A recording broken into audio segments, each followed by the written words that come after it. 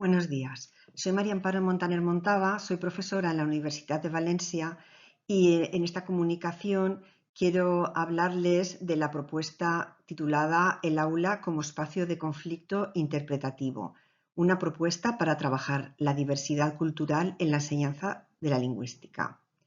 Este trabajo se enmarca dentro del proyecto de innovación educativa, desarrollo del pensamiento crítico y la inteligencia intercultural mediante intercambios virtuales, que fue concedido y financiado por el Vicerrectorat de Formació Permanent, Transformació Docent i Ocupació de la Universidad de Valencia. Y lo estamos llevando a cabo dentro del grupo de innovación docente consolidado CLESVA. El punto de partida es una idea sencilla, pero con consecuencias importantes para la docencia. No entendemos ni estudiamos la lengua solamente como un conjunto de reglas, sino como una herramienta para leer el mundo. En las asignaturas de lingüística, especialmente en contextos universitarios como el que nos ocupa, el lenguaje no aparece únicamente como un objeto formal de análisis, sino también como un espacio donde se expresan valores, identidades, marcos culturales e incluso conflictos de interpretación. Desde esa perspectiva, el aula puede entenderse como un lugar en el que distintas formas de interpretar el mundo entran en contacto. El conflicto interpretativo no se concibe aquí como un problema que haya que evitar, sino como una oportunidad didáctica. Cuando dos estudiantes interpretan de manera distinta una palabra, un cartel, una traducción o una situación comunicativa, se abre un espacio para preguntarse por qué ¿por qué ocurre esa diferencia? ¿Qué presupuestos culturales intervienen y qué decisiones lingüísticas pueden justificarse mejor? Esta propuesta se enmarca en una línea de innovación docente orientada al desarrollo del pensamiento crítico y la competencia intercultural mediante actividades lingüísticas e intercambios virtuales. En el contexto actual, marcado por la expansión de la inteligencia artificial y por una creciente homogeneización cultural, resulta especialmente necesario trabajar el criterio propio. El uso no reflexivo de herramientas tecnológicas puede llevar al alumnado a asumir marcos interpretativos externos sin cuestionarlos. Por eso, la enseñanza de la lingüística debe ayudar no solo a adquirir conceptos, sino también a analizar, contextualizar, argumentar y decidir. La intervención parte de una secuencia metodológica progresiva. Primero, el alumnado construye una interpretación individual ante un material lingüístico o cultural.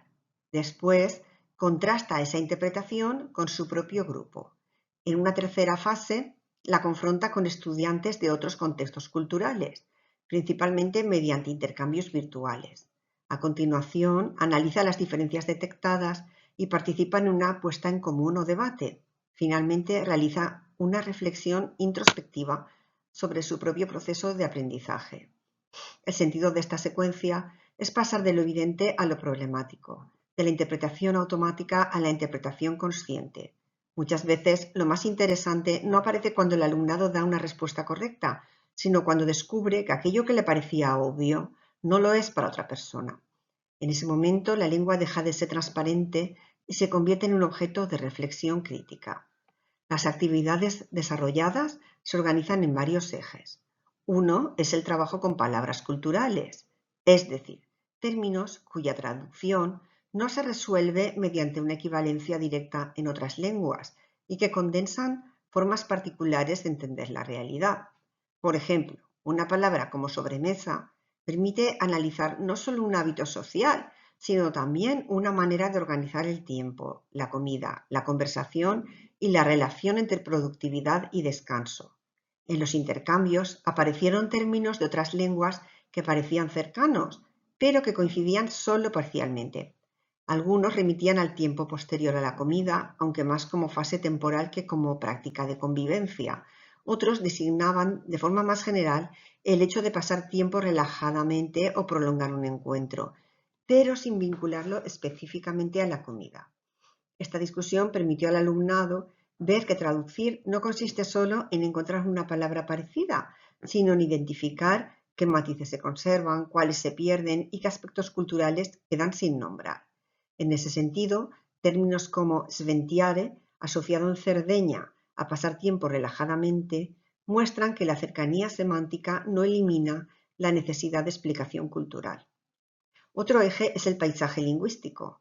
El alumnado analiza carteles, anuncios, rótulos, imágenes de espacio público o materiales digitales atendiendo no solo a las lenguas presentes, sino también a su distribución, orden y visibilidad. Un ejemplo sencillo, pero muy productivo, es el de un cartel en Andorra escrito en catalán, inglés, francés y español, en ese orden. El debate no se centraba solo en comprender el mensaje, sino en interpretar si ese orden era adecuado. Así, una decisión aparentemente formal, el orden de las lenguas, se convertía en una cuestión cultural, política y comunicativa.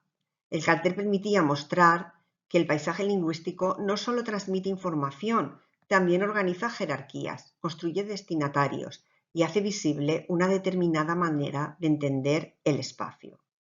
También se han trabajado dilemas interculturales, situaciones en las que no existe una única respuesta correcta y en las que el alumnado debe justificar una decisión lingüística o comunicativa.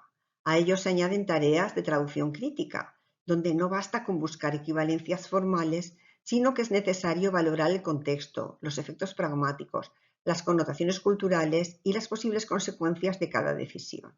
Finalmente, los diarios o textos de identidad lingüística permiten que el alumnado reflexione sobre su propia biografía cultural y sobre cómo ésta influye en su manera de comunicarse, traducir, interpretar, etc. Un elemento importante de la propuesta ha sido el uso de herramientas digitales sencillas, como Padlet, para facilitar intercambios asíncronos con estudiantes de otros países. Estos espacios permiten que las respuestas no sean inmediatas ni puramente espontáneas, sino que haya tiempo para leer, comparar y reformular.